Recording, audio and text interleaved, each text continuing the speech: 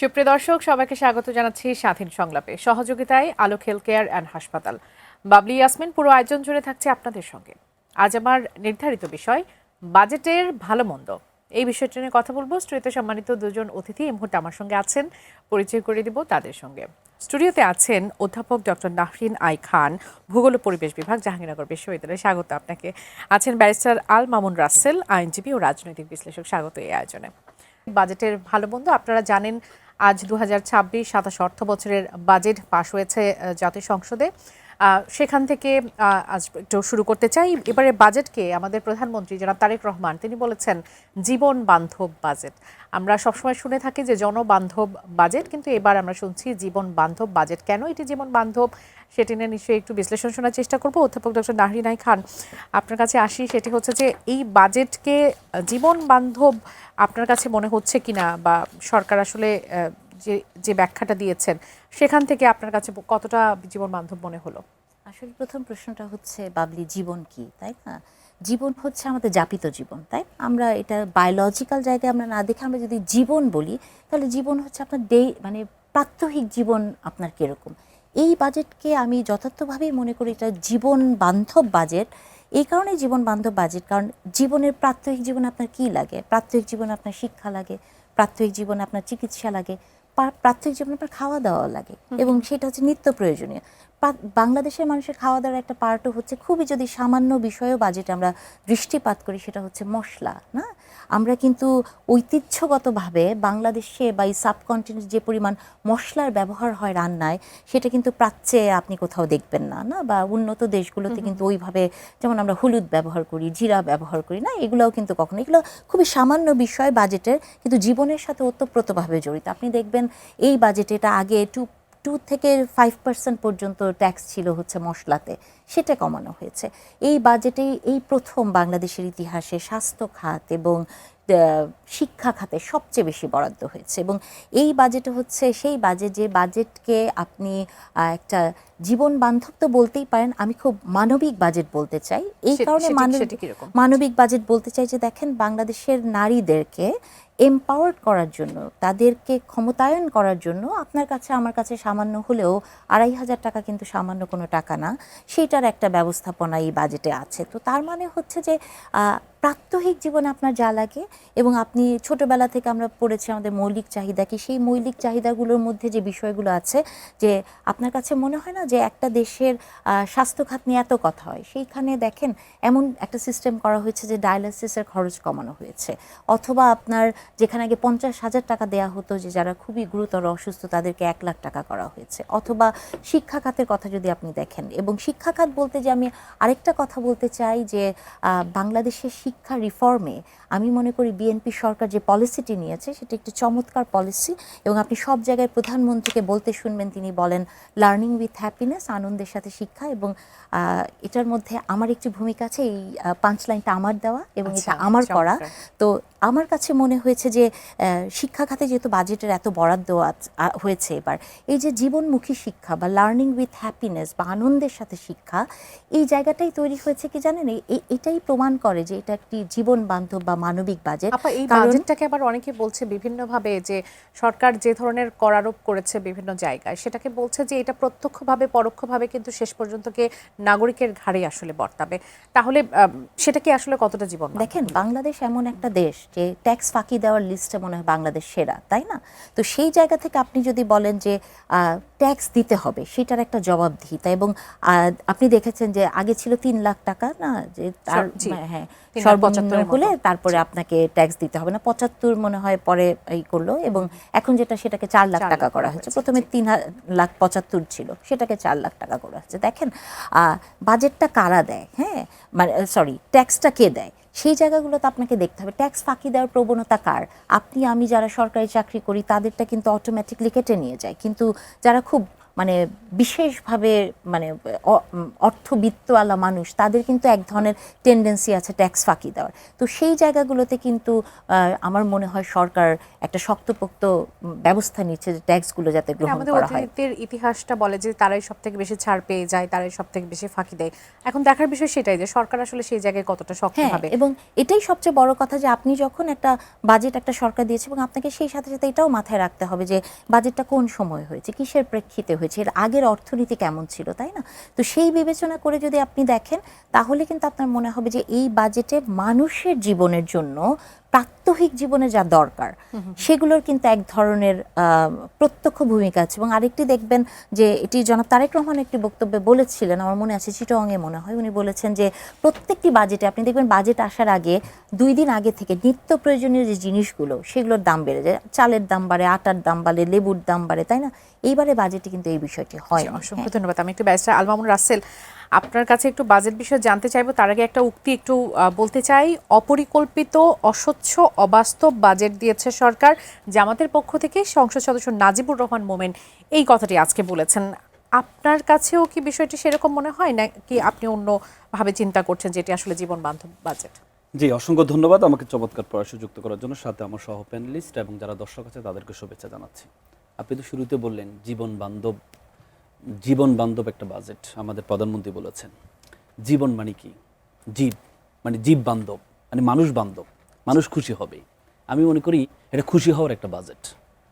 কিন্তু খুশিটা কেমন বলে না, আমরা তো মানে মানুষ স্বপ্ন দেখতে পছন্দ করে। আমাদের বাঙালির একটা সংস্কৃতি আছে, আমরা পরিকল্পনা করি, কিন্তু পরিকল্পনা বাস্তবায়ন হয় না। পরি থাকে এক জায়গায়, কল্পনা থাকে আরেক জায়গায়। পরি এবং কল্পনা দুইটাকে আমরা একসাথ করতে পারি না। আপনি দেখেন 9 লক্ষ কোটি টাকার বিশাল বাজেট, বাংলাদেশের ইতিহাসে সবচেয়ে বড় বাজেট, এটা সবচেয়ে বড় বাজেট। এই বাজেটে আপনি যে আয়ের জায়গাটা রাখলেন 6 লক্ষ কোটি টাকা, সেটা কোথা থেকে? এনবিআর এর মাধ্যমে, করের মাধ্যমে আপনি আদায় করবেন। আমার আপা একটু আগে বললেন যে কর মুক্ত করার জন্য আগে 3,75,000 টাকা হলে আপনার কর দিতে হতো না, এর উপরে হলে কর দিতে হতো। সরকার 25,000 টাকা বাড়িয়ে 4 লক্ষর মধ্যে হলে আপনাকে কর দিতে হবে না। কিন্তু মজার ব্যাপার হচ্ছে শুভঙ্করের ফাঁকিটা কোথায় জানেন? কোথায়? আপনি যখন 4 লক্ষের পরে যে 3 লক্ষ টাকা আগে ছিল, এই 3 লক্ষ টাকার মধ্যে 5% আপনাকে দিতে হতো, কর দিতে হতো। সরকার কি করলেন? 25,000 টাকা বাড়িয়ে এই 3%-এর 10% কর নির্ধারণ করলেন প্রতি লাখে, প্রতি লাখে।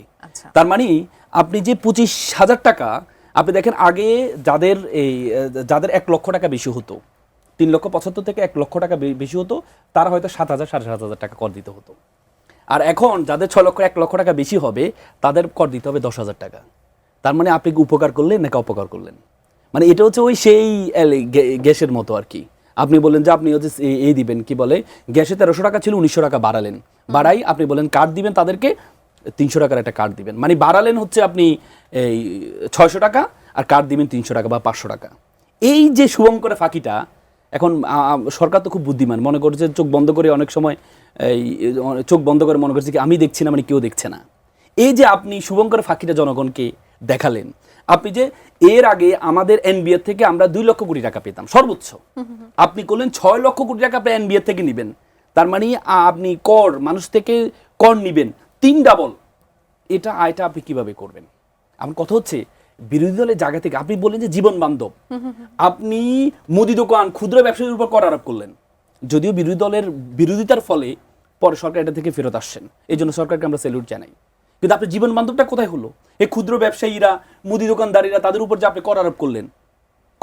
এরপরে দেখেন আপনি থোক বাজেট, থোক যে বরাদ্দ থাকে, থোক বরাদ্দের মধ্যে আমরা এর আগে দেখতাম এই সর্বোচ্চ গতবার ছিল 10,000 কোটি টাকা, এর আগে ছিল 11,000 কোটি টাকা, 11, 10, 12,000 কোটি টাকার বেশি হয় না। এবার আপনি থোক বাজেট করলেন 1,70,000 কোটি টাকা, মানে 17 গুণ বাড়াই দিলেন আপনি। থোক বাজেট মানে আপনি যে বাজেটটা এর বাইরে দিবেন, আপনি অতিরিক্ত যে কাউকে, যে কোনো মন্ত্রণালয়কে দিবেন থোক বাজেট। এই যে থোক বরাদ্দটা, এই থোক বরাদ্দটা থেকে দুর্নীতি সবচেয়ে বেশি হয়। যেটা ছিল 10,000 কোটি টাকা সর্বোচ্চ, সেটা আপনি করলেন 1,70,000 কোটি টাকা, তার মানে 17 গুণ বাড়াই দিলেন আপনি। তাহলে এজন্য সবচেয়ে বড় কথা হচ্ছে আমরা আশা করি, তবে স্মার্টনেসের পরিচয় দিয়েছে সরকার একটা সুন্দর একটা বাজেট দিয়েছে, বাজেট সেশনটা সুন্দর করে শেষ করেছে। এই জন্য কিন্তু কিছু আকাশ, বিরোধী দলের কি সেরকম? তো বিরোধী দল প্রত্যেকটা বিরোধী দলের জায়গা থেকে দেখেন, বিরোধী দলের বিরোধিতার কারণে যখন সরকারের পক্ষ থেকে বললো কালো টাকা সাদা করার জন্য, তখন বিরোধী দল যখন এটা বিরোধিতা করলো, তখন প্রধানমন্ত্রী বিরোধী দলের পক্ষ হয়ে উনি আপনি পরশুদিন ওনার শুনেছে, উনি বলছে আমি বিরোধী দলের পক্ষ হয়ে বলছি কালো টাকা সাদা করা যাবে না। অথচ এই জায়গা থেকে আপনি আমাদের একজন সরকার দলীয় এমপি উনি বলছে 500 টাকা 1000 টাকা নোট বাদ দিয়ে দাও, 500 টাকার 1000 টাকা বাদ দিয়ে দাও। অথচ আমাদের পার্শ্ববর্তী রাষ্ট্র ভারত 500 টাকা 1000 টাকা বাড়িয়ে তারা মোদী সরকারের পতনের দিকে চলে গিয়েছিল, এমন অবস্থা। অথচ 500 টাকা 1000 টাকা নোট বাতিল করে দাও। মানে বিরোধী দল যেভাবে বোঝাচ্ছে এটা কি বিরোধী দল কি মন্ত্রমুগ্ধ হয়ে গেছে? রাসেল, আপনার কাছে কি মনে হয়? বিরোধী দল যখন কালো টাকা নিয়ে উত্থাপন করলেন, এটা থেকে সরকার ফেরত আসছেন। এই যে আপনি ব্যাংক ও অর্ডিন্যান্সে যে 18 ক যুক্ত করেছেন, বিরোধী দলের বিরোধিতার কারণেই কিন্তু 18 ক থেকে গভর্নমেন্ট ফেরত আসছেন। তো সুতরাং বিরোধী দল তো হচ্ছে তাদের যে সংখ্যা আছে, এই সংখ্যা দিয়ে তো তারা সবকিছু পাস করতে পারবে না। তারা কি করতে পারবে? তারা গঠনমূলক সমালোচনা করতে পারবে। তারা যখন গঠনমূলক সমালোচনা করবে, তো সরকার যদি মর্জি হয়, সরকার যদি গ্রহণ করে নেয়, তাহলে গ্রহণ করতে পারে। কিন্তু এই জন্য সরকারকে স্যালুট জানাই, অনেক কিছু সরকার গ্রহণ করে নিয়েছে। আগে গ্রহণ করা মানসিকতা ছিল না।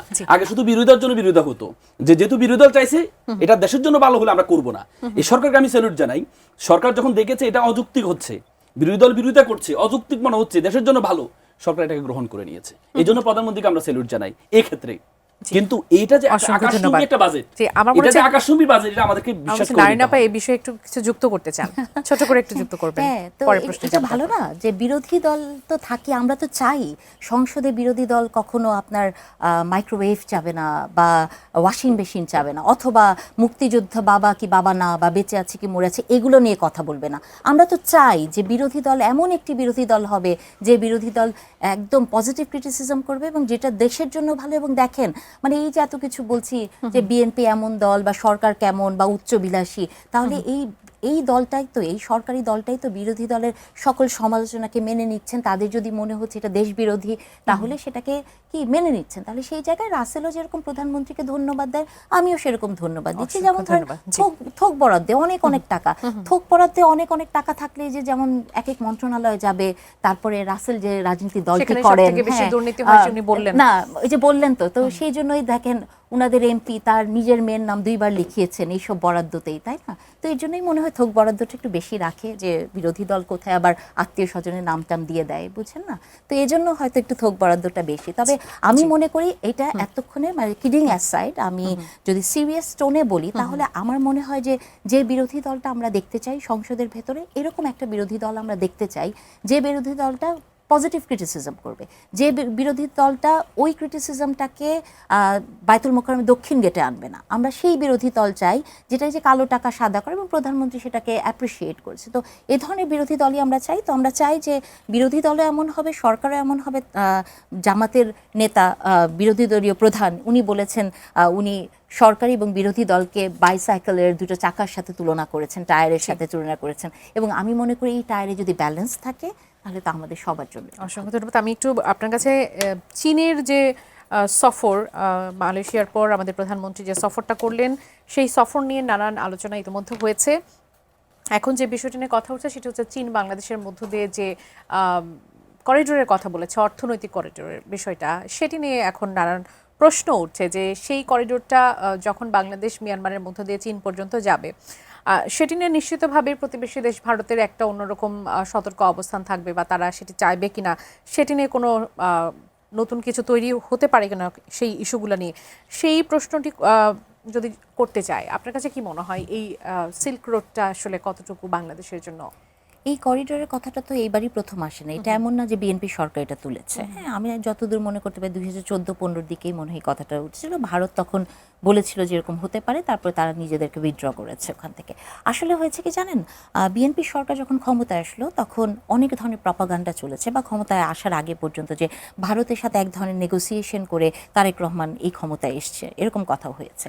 আপনি যদি এই অ্যাটিটিউডগুলো দেখেন, যে প্রথম থেকেই বিএনপি সরকারের যেটা সবচেয়ে বড় ফ্ল্যাগশিপ ছিল, বলেছে যে বাংলাদেশ ফার্স্ট, সবার আগে বাংলাদেশ। হ্যাঁ, তো আপনি যদি তার এই চায়না সফরকে নির্মোহ বিশ্লেষণ করেন, তাহলে সেই জায়গা থেকে দেখবেন যে কোন দেশ আসলে কি মনে করলো বা সেটাকে উনি প্রাধান্য না দিয়ে আমরা আসলে কি মনে করছি সেদিকেই বাংলাদেশ হাঁটছে।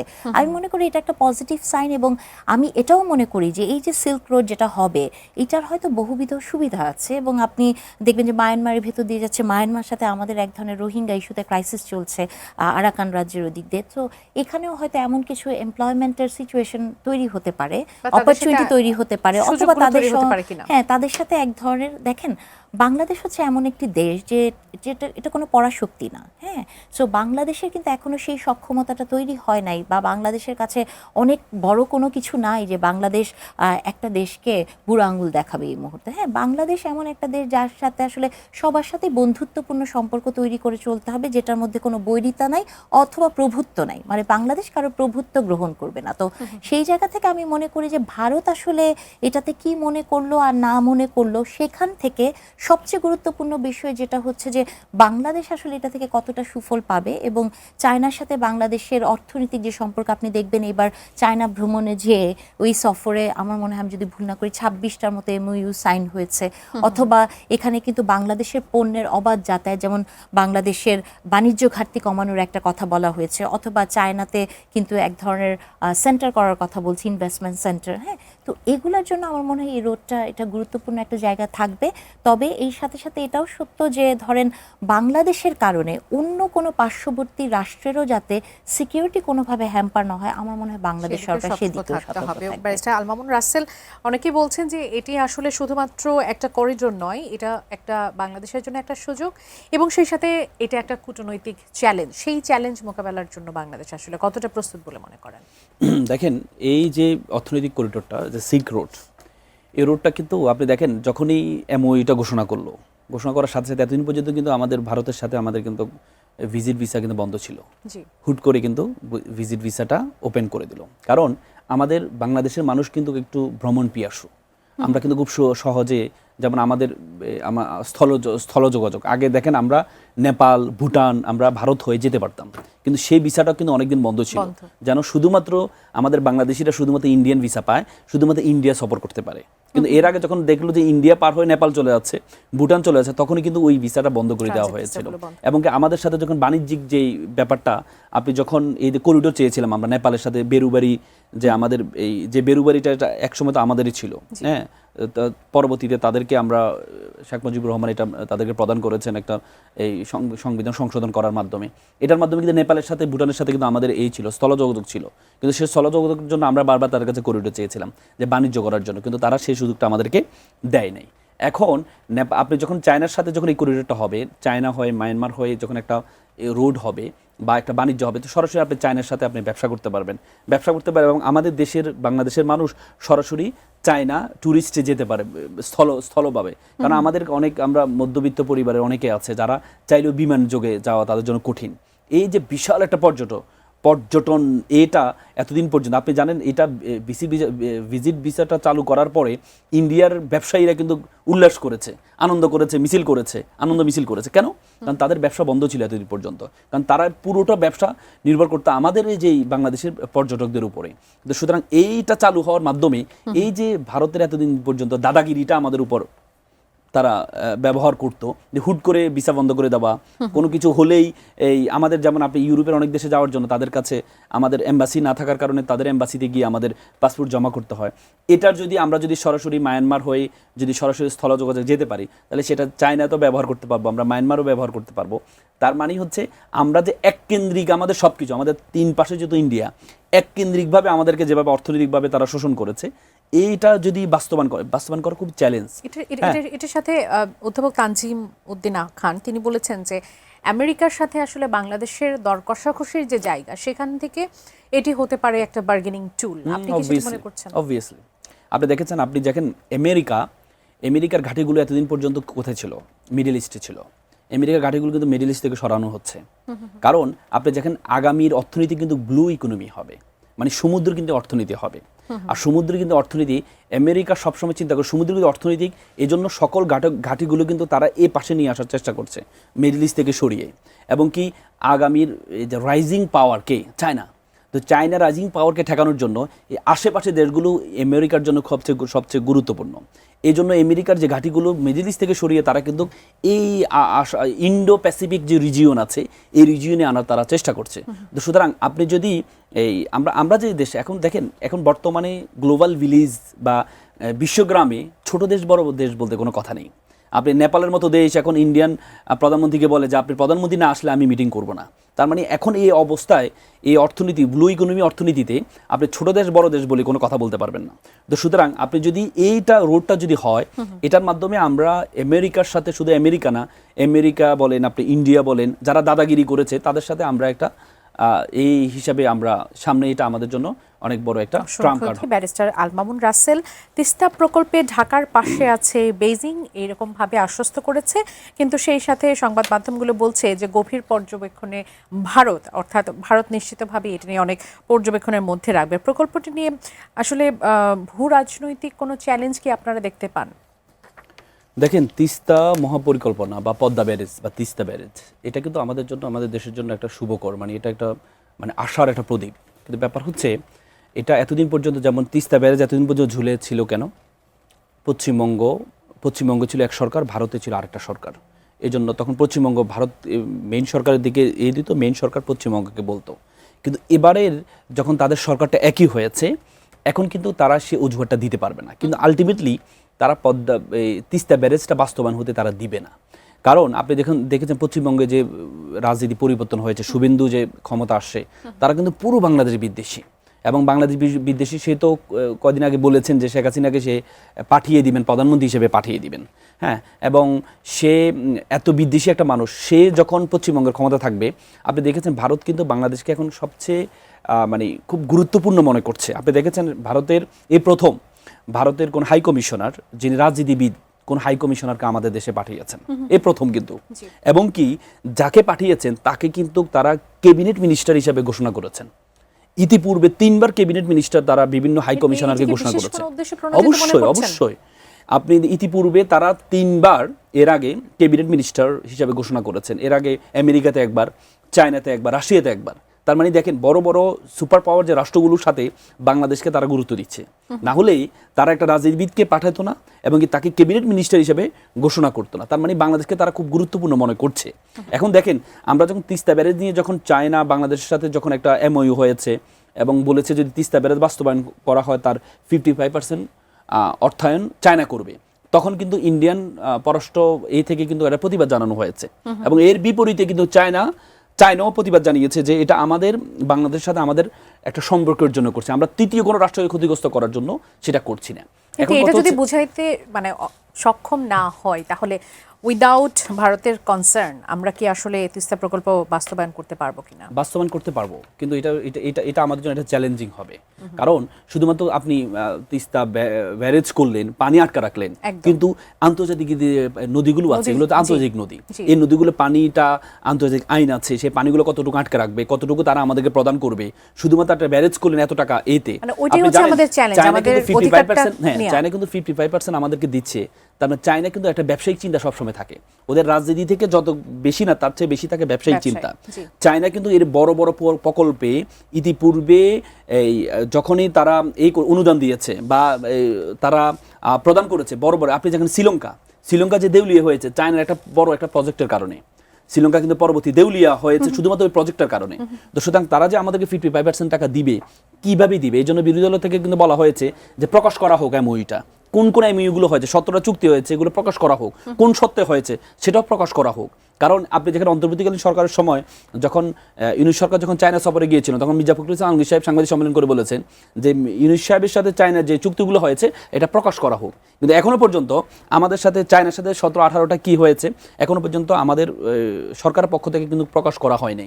এই জন্য তিস্তা ব্যারেজ এবং পদ্মা ব্যারেজ আমরা দেখি যে মেগা পরিকল্পনা, মেগা প্রজেক্টে মেগা দুর্নীতি হয়। এটা কিন্তু সরকারের কিছু চ্যালেঞ্জ আছে। আপনি পরিকল্পনা করলেন, কিন্তু মেগা দুর্নীতি যদি আগের মতো হয়, আপনি দেখেছেন রূপপুর পারমাণবিক বিদ্যুৎ কেন্দ্র, সেখানে আমরা পারমাণবিক বিদ্যুৎ কেন্দ্রটা কেন করেছি? যাতে প্রত্যেকটা ইউনিট 4 টাকা করে পড়ে, পরবর্তীতে দুর্নীতির কারণে এখন বর্তমানে যদি আমরা বিদ্যুৎ পাই তাহলে প্রতি ইউনিট 12 টাকা করে আমাদেরকে দিতে হবে।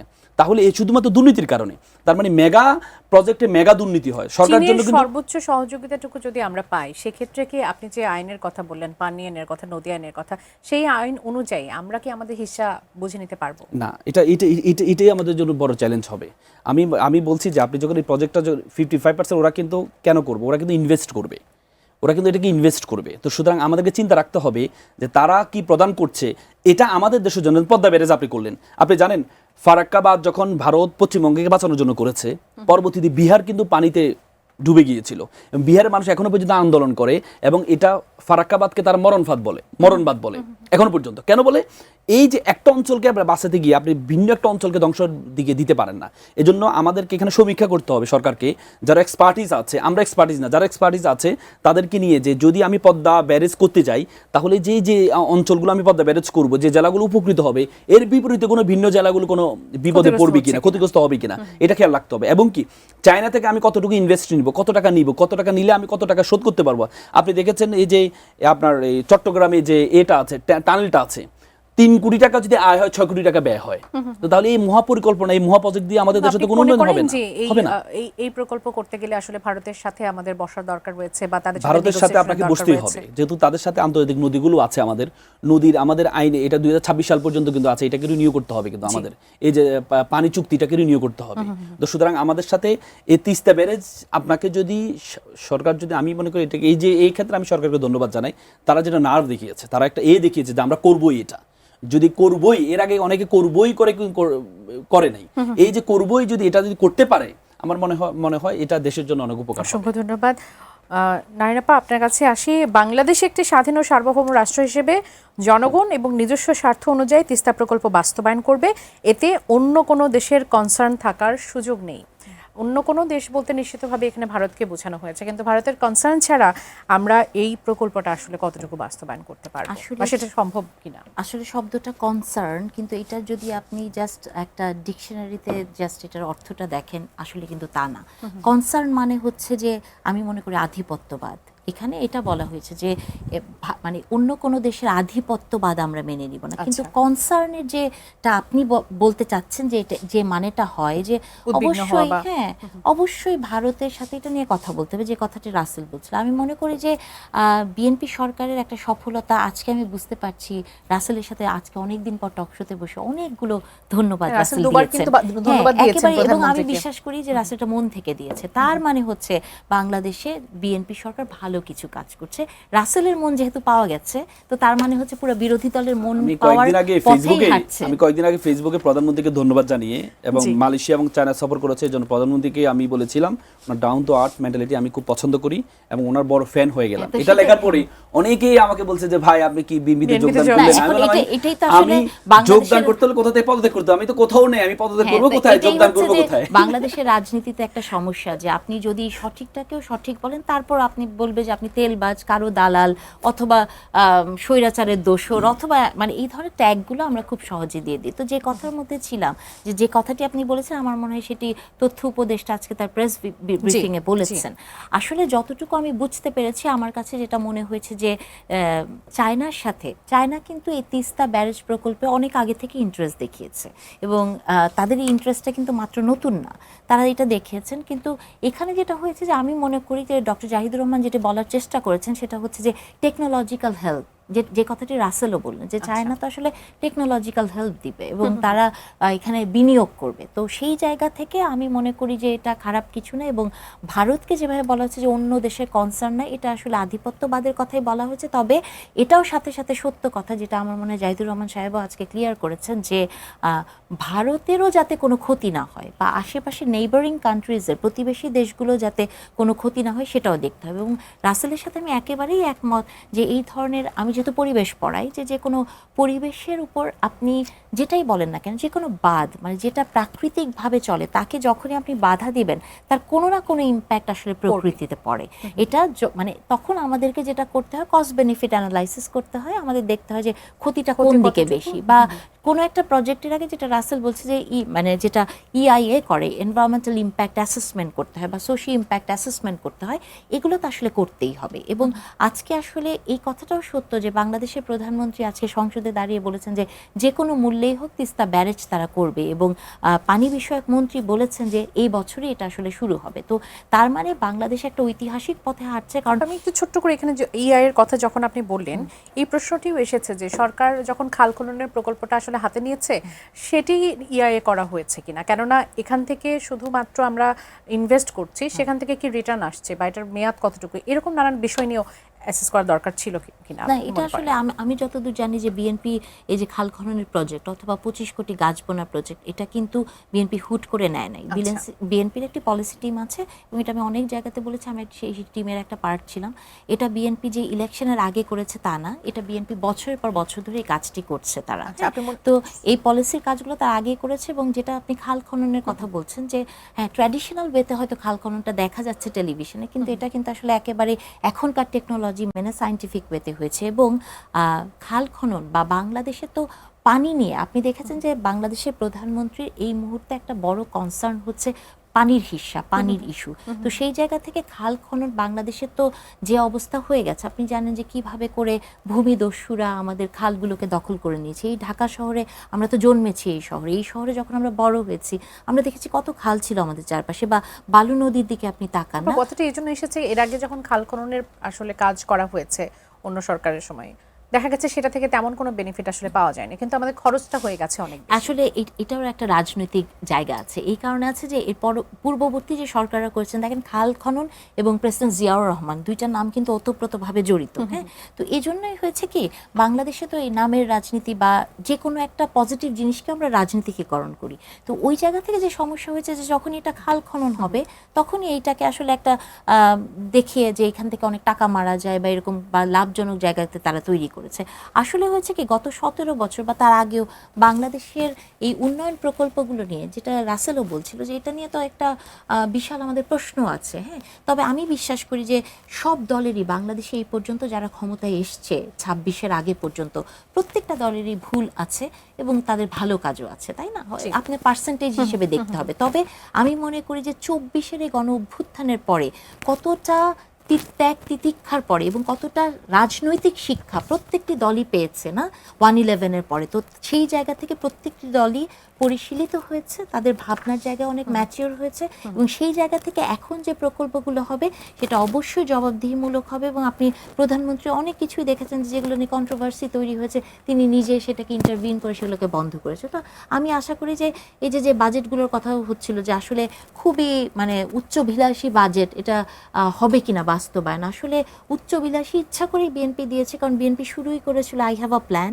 সো প্ল্যান করতে গেলে সেটাকে আসলে আপনি যদি চাঁদ ছোঁয়ার একটা টার্গেট নেন অন্তত আপনি কাছাকাছি যেতে পারবেন, তাই না? তো ওই জায়গা থেকে এগুলো করা হয়েছে। তবে আমাদের অপেক্ষা করতে হবে, এবং আমি মনে করি বিরোধী দলের সেই জায়গাটাতে থাকতে হবে যে জবাবদিহিতার জায়গাটা তৈরি করতে হবে, তাকে প্রশ্ন করতে হবে, সরকারি দলকে পজিটিভ ক্রিটিসিজম করতে হবে, এবং সব সময় যাতে ওই জায়গাটাতেই সরকারি দল থাকে যে একটা শক্তপোক্ত বিরোধী দল আছে যারা আমাদের ক্রিটিসাইজ করবে বা আমাদেরকে ধরবে। জবাবদিহিতা থাকলেই একটা দেশের সরকার ভালো চলবে। মুহূর্তে ব্যারিস্টার আল মামুন রাসেল, আপনার কাছে আসি। সংসদের এই একটু প্রসঙ্গ নিয়ে কথা বলতে চাই। বিএনপির মহাসচিব এবং স্থানীয় সরকার মন্ত্রী মির্জা ফখরুল ইসলাম আলমগীর তিনি বলেছেন যে সংসদে মুক্তিযুদ্ধ প্রশ্নে জামাতের অবস্থান পরিষ্কার করতে হবে। তিনি বলেছেন 71 সালের ভূমিকার জন্য জামাতের ক্ষমা প্রার্থনা করা উচিত ছিল, এবং বলেন যে সেটার জন্য এখনো সময় আছে এবং এটা স্বীকার করে নিলে তাদের রাজনীতি করা সহজ হয়ে যাবে। এই বিষয়টি নিয়ে আপনার উপলব্ধিটা কি, যে এটি যদি আসলে জামাত স্বীকার করে নেয়, এই বিষয়টাতে নিয়ে কি আসলে জামাত জটিল অবস্থানের মধ্য দিয়ে যাচ্ছে? মানে স্বীকার করে নেয় মানে যদি অস্বীকার করে তাহলে না আপনি প্রশ্ন তুলতে পারেন, কিন্তু জামাত তো কখনো অস্বীকার করে না। আপনার জামাতের 71-এর যে অবস্থান সে অবস্থান তারা কখনো অস্বীকার করে না। তাদের এটা রাজনৈতিক ভুল সিদ্ধান্ত ছিল, এটা কিন্তু তারা অনেকবার বলেছে। এবং প্রফেসর গোলাম মঞ্জুর সাহেব যখন নাগরিকত্ব ফিরে পেয়েছেন তখন কিন্তু এইতে ওপেন এই পল্টনের সমাবেশে উনি বলেছেন যে আমরা ক্ষমা প্রার্থী। এখন বিষয়টা হচ্ছে আপনি ক্ষমাটা কতটুকু নিবেন। এখন বিষয় হচ্ছে এখন বাংলাদেশে যে নতুন বাংলাদেশ আপনি দেখেছেন আমাদের তাদের রাজনীতিটা এটার জন্য জটিল অবস্থার মধ্যে আছে না। আমি দেখেন আমাদের প্রধানমন্ত্রীর ওই দিনের একটা বক্তব্য অবশ্যই শুনেছেন। প্রধানমন্ত্রী বলেছেন যে আমরা অতীতে যেতে চাই না, আমরা ইতিহাস ভূগোলে যেতে চাই না। আমরা অতীতে আমরা দেখেছি অতীত করে আমাদের ভবিষ্যৎকে চুরি করা হয়েছে। আমরা চাই না অতীতের দিকে ফেরত যেতে। এটা শুধু প্রধানমন্ত্রী এখন কথা না, 2013 সালে যখন প্রধানমন্ত্রী একটা কোর্টে আনকোট করে আমি বলতে পারবো, প্রধানমন্ত্রী বলেছেন যে অতীতের আমাদের পূর্বপুরুষের অতীত নিয়ে অনেক ঘাটাঘাটি করেছে, আমরা অতীতের দিকে যেতে চাই না। এখন কথা হচ্ছে বাংলাদেশের ট্যাগিং এর রাজনীতিটা। আপনি দেখেছেন একসময় রাজাকার শব্দটা সবচেয়ে ভয়ঙ্কর শব্দ ছিল, কিন্তু রাজাকার শব্দটা দিয়ে ট্যাগিং করতে করতে করতে করতে মানুষকে হত্যযোগ্য অবস্থায় তৈরি করেছে। তখন কিন্তু ছাত্ররা নিজেরাই বলেছে যে তুমি কি আমি কি রাজাকার, রাজা প্রতিবাদের ভাষা হয়েছে। তো সুতরাং আপনি যখন এগুলাকে এই যে ট্যাগিং এর রাজনীতিটাকে ফেরত আসতে হবে। এখন কথা হচ্ছে এই যে বর্তমান যে সংসদ আছে, এই সংসদে কেউ রাজাকার আছে কিনা, এই সংসদে কেউ আপনি যদি বলেন যে শেখ হাসিনার আমলে যাদেরকে ফাঁসি দিয়েছে তাদের সন্তানরা এখানে আছে, তাহলে এখানে যদি দেলাওয়ার হোসেন সাইদি সাহেবের ছেলে আছে, মতিউর রহমান নিজামী সাহেবের ছেলে আছে, আপনার হচ্ছে তাহলে তো অ্যাট এ টাইম সালাউদ্দিন কাদের চৌধুরী সাহেবের ছেলেও এখানে আছে। তার মানে এটা তো সকলেই স্বীকার করেছে। এবার অ্যাপ্লাই ডিভিশনের মাধ্যমে এটিএম আজহার সাহেবের যে রায়, সে রায় বলেছে মিসক্যারেজ অফ জাস্টিস, মানে বিচারের নামে সবচেয়ে বেশি অবিচার হয়েছে এখানে, বিচারের নামে সবচেয়ে বেশি অবিচার হয়েছে। কারণ আপনি 15 কিলোমিটার দূর থেকে একজনকে দেখেছেন, 15 কিলোমিটার দূর থেকে একজনকে, বিশাবালী হত্যা মামলার যে মামলায় সাইদি সাহেবকে ফাঁসির প্রথমে অর্ডার দেওয়া হয়েছে, সেই বিশাবালী মামলা তার ভাই সুকরঞ্জন বালী সে সাক্ষী দিতে আসছে হচ্ছে আসামি পক্ষে, তাকে নিয়ে ইন্ডিয়াতে নিয়ে যাওয়া হয়। এবং কি এই বিশাবালী যে স্ত্রী ছিল, সেই স্ত্রী 1972 সালে একটা মামলা করেছে, নিজে বাদী হয়ে মামলা করেছে, সে মামলায় এফআইআরে সাইদি সাহেবের নামও ছিল না, এবং সে একটা বই লেগেছে, বইয়ের মধ্যে সাইদি সাহেবের নাম ছিল, অথচ সাইদি সাহেবকে শুধুমাত্র ওই হত্যার জন্য ওনাকে ফাঁসি দেওয়া হয়েছে। তার মানে ওই যে বিচারটা একটা প্রহসনের বিচার, ওইটা যে প্রহসনের বিচার, এটা তো কোনো সন্দেহ ছিল না। তো সুতরাং আপনি যখন এখন আবার সেম কে রাজাকার ছিল, কে মুক্তিযুদ্ধ এই ছিল, এটা নিয়ে আপনি যখন আসবেন, আমাদের মির্জা ফখরুল ইসলাম আলমগীর সাহেবের এর বাবাকে নিয়ে তো অনেকেই প্রশ্ন তোলে যে ওনার বাবা রাজাকার ছিল, প্রশ্ন তোলে। এটা যুক্তি অযুক্তি এটা পরের বিষয়, কিন্তু প্রশ্ন তো আসে, এরকম অনেকের ব্যাপারে সংসদেও সেই প্রশ্নটা করেছে।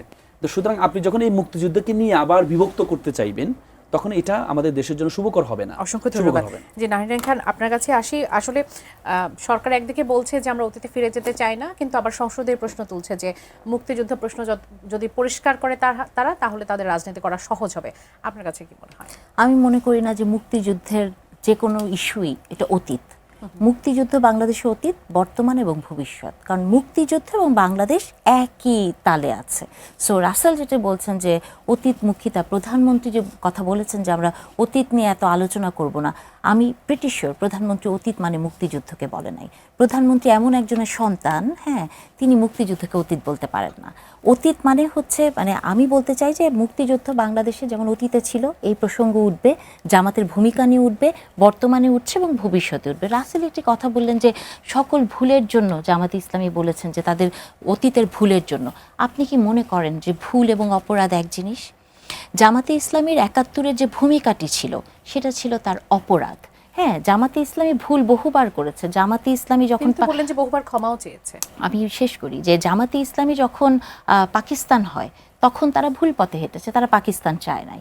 জামাতে ইসলামী যখন বাংলাদেশ হয় তখন তারা বাংলাদেশ চায় নাই। কিন্তু বাংলাদেশ হওয়ার পেছনে যে ঘটনাগুলো ঘটেছে, এই যে কত গণহত্যা হয়েছে, এখন 24-এর গণহত্যা নিয়ে তারা অনেক কথা বলেন, তারা ফ্যাসিজম নিয়ে কথা বলেন, কিন্তু আপনি যখন ক্ষমা চাওয়ার ব্যাপারে অথবা আপনার অপরাধ স্বীকার করার ব্যাপারে খুব সিলেক্টিভ হন, 71-কে যখন আপনি ভুল বলেন, তখন আমি মনে করি যে 71-এ জামাতে ইসলামী ভুল করে নাই, জামাতে ইসলামী অপরাধ করেছে এবং সেই অপরাধটা তাদেরকে স্বীকার করতে হবে। এখন জামাতে ইসলামী যেটা সমস্যা হয় যে আপনি দেখবেন মুক্তিযুদ্ধের প্রসঙ্গ তুললেই জামাতে ইসলামী এক ধরনের অন্য ধরনের প্রসঙ্গে চলে যায়, এবং আমি ওইটাকে ওই রাজনীতিটাই দেখি যে সংসদের ভিতর যেটা হয়েছে যে স্লিপ অফ টাং বলা হয়েছে, যে কথাটা আগে অনেক জায়গায় বলেছি যে একজন বলেছেন তার বাবা মারা গিয়েছেন, পরে তিনি ক্ষমা চেয়েছেন। কিন্তু দেখেন, এটা যদি আপনি বলতেন যে আমার আব্বা হার্ট অ্যাটাকে মারা গেছেন, ধরেন বাজেটে স্বাস্থ্য খাত নিয়ে আলোচনার সময়, তাতে কোনো সমস্যা ছিল না, যদিও এটা একটা গুরুতর অপরাধ মিথ্যা বলা, এবং জামাতে ইসলামের জন্য আরও বেশি গুরুতর অপরাধ, কারণ হচ্ছে তারা ইসলামিক একটি দল করেন। ইসলামের ছোট্ট একটা মিথ্যা কথা বলাও অনেক বড় অপরাধ যদি আপনি ইসলাম নিয়ে রাজনীতি করে থাকেন। তো সেখানে দেখেন উনি বারবারই বলছেন যে আমার বাবা মুক্তিযোদ্ধা ছিলেন, আমার বাবা দাদারা মুক্তিযোদ্ধা ছিলেন, আমার ফ্যামিলিতে কতজন, 18 জন না 47 জন মুক্তিযোদ্ধা। তার মানে কি? তার মানে তার ব্রেইনে ব্রেনের ভেতর ওই জিনিসটা কাজ করছে যে মুক্তিযোদ্ধা এবং জামাতে ইসলামী, তার মানে এটা বললে সে একটি রাজনৈতিক ফায়দা লুটতে পারবে। তো সেই জায়গা থেকে সেই কথাগুলো বলেছে। তো আমি যে কথাটা বলতে চাই যে মুক্তিযুদ্ধ বাংলাদেশের কোনো ইতিহাস না, বাংলাদেশের কোনো বর্তমান না, অতীত না, ভবিষ্যৎ না। বাংলাদেশ এবং মুক্তিযুদ্ধে একই সূত্রে গাথা, যতদিন বাংলাদেশ থাকবে মুক্তিযুদ্ধের প্রসঙ্গ উঠবে। ছোট করে এবং সেটা জানতে চাইবো যে বিরোধী দল, আপনি বলেছেন যে গঠনমূলক সমালোচনা করতে হবে, শক্তপোক্ত বিরোধী দল দরকার হবে। এখন যে বিরোধী দল আছে তাদেরকে আসলে 10-এ কত দেবেন? আসলে আমি এখানে কোনো মার্কিং করব না, এই কারণে যেহেতু আমি একজন শিক্ষক, আমি শিক্ষকরা মার্কিং করে ফাইনাল পরীক্ষায়, মানে কোর্স শেষ হওয়ার পরে। হ্যাঁ, তো যে 5 বছর পর হ্যাঁ, যে সরকারটা 5 বছর হয়তো মাঝামাঝি যেও করতে পারি, কিন্তু যে সরকারটা মাত্র 4 মাসে এসেছে, এবং এই সংসদের আরেকটা গুরুত্বপূর্ণ বিষয় হচ্ছে যে এই সংসদ নবীনদের দিয়ে ভরা, তাই না? যারা বিরোধী দলে আছেন তারাও নবীন। তো এই যে সংসদের একটা ডেকোরাম আছে, সংসদে কি বলতে হয়, পয়েন্ট অফ অর্ডারে কি বলতে হয়, কিছু নিয়ম কারণ আছে। সংসদ কিন্তু অনেকবারই শুনবেন স্পিকার বলেছেন যেটা শাহবাগের ময়দান না। হ্যাঁ, সো আমরা ওই শাহবাগের ময়দান বা স্পিকারকে অ্যাড্রেস করতে যে আমরা ভাই বলে ফেলছি বা সরাসরি কথা বলছি, যেগুলো সংসদে করা যায় না। তো আমি মনে করি যে আমি আসলে এই মুহূর্তে বিরোধী দলের কোনো তাকে কোনো 10-এর মধ্যে মার্কিং করতে যাব না। আমি বিরোধী দলকে আরেকটু সময় দিতে চাই এবং সেই সাথে সাথে সরকারি দলকেও সময় দিতে চাই। অসংখ্য ধন্যবাদ রাসেল। একেবারে 1 মিনিট একটু আপনার কাছে শুনবো যে বাংলাদেশের নতুন পথ চলা। আপার অন দ্য পয়েন্ট একটু বলি। দেখেন, আপা বলেছেন যে এই প্রধানমন্ত্রী হয়তো ৭১ না বলে অতীতকে বুঝিয়েছেন। আমি প্রধানমন্ত্রীর কোটের আনকোট করে ওনার 2001 সালে যে পত্রিকার যে সাক্ষাৎকারটা আমি কোটের আনকোট করে একটু পড়ে, হ্যাঁ, এটা হচ্ছে 2001 সালের সাপ্তাহিক 2000 পত্রিকাকে দেওয়া সাক্ষাৎকার, কোটের আনকোট করে পড়ি। 71-এ জামাত হয়তো মনে করেছিল মুক্তিযুদ্ধটা ঠিক নয়, এ কারণে হয়তো তারা বিরোধিতা করেছিল। স্বাধীনতার পর জামাতের কোনো নেতা কি বলেছে এটাকে আমরা আবার পাকিস্তান নিয়ন্ত্রণ নিয়ে যাব? আমার তো মনে হয় না কোথাও তারা এটা বলেছে। এই যে মুক্তিযুদ্ধের চেতনা, রাজাকার, এটা নিয়ে আমাদের পূর্বপুরুষরা এত সময় নষ্ট করেছে যে যেটার ভোগান্তি এখন আমাদের পোহাতে হচ্ছে। আমরা জেনারেশনকে বলবো, আসুন আমরা সামনে এগোই, রাজাকার নিয়ে চিন্তা করে সময় নষ্ট না করে মানুষের অর্থনৈতিক মুক্তির লক্ষ্যে কাজ করি। তাহলে প্রধানমন্ত্রীর কোটের আনকোট করে। এখন কথা হচ্ছে, আপা বললেন যে জামাত অপরাধ করলে তো অপরাধের বিচার হবে, মাপ চাইলে তো অপরাধের বিচার মাপ হয় না। আপনি যে 1973 সালে কোলাবরেটর অ্যাক্ট হয়েছে, দালাল আইন হয়েছে, সেই দালাল আইনে 2800টি মামলা হয়েছে, 37,000কে অভিযুক্ত করা হয়েছে। এই 37,000-এর মধ্যে নট এ সিঙ্গেল পার্সন জামাতের নেতৃবৃন্দ একজনও ছিল না। 37,000, সেখান থেকে 750 জনকে সাজা দেওয়া হয়েছিল, আর বাকিদেরকে শেখ মুজিবুর রহমান ক্ষমা করে দেওয়া হয়েছে। তাহলে এই যে এখন যাদের ধরেন হচ্ছে 24-এ যারা করেছে, 24-এর পরে এটা ট্রাইব্যুনাল হলো, এরপরে বিচার যারা হচ্ছে, আমরা তো দৃশ্যমান কারা অপরাধ করেছে। তাহলে 71 যদি জামাত এত অপরাধ করে থাকে, যে 37,000 আসামি করা হয়েছে, সেখানে জামাতের নেতৃবৃন্দ কেন ছিল না? এটা তো দৃশ্যমান।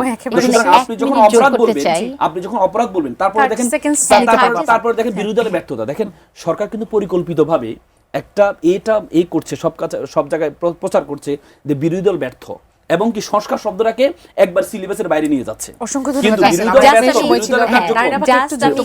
করতে চাই সেটা হচ্ছে যে উনি রাসেল 2001 সালের বর্তমান প্রধানমন্ত্রীর একটা স্টেটমেন্টকে কোট করলেন।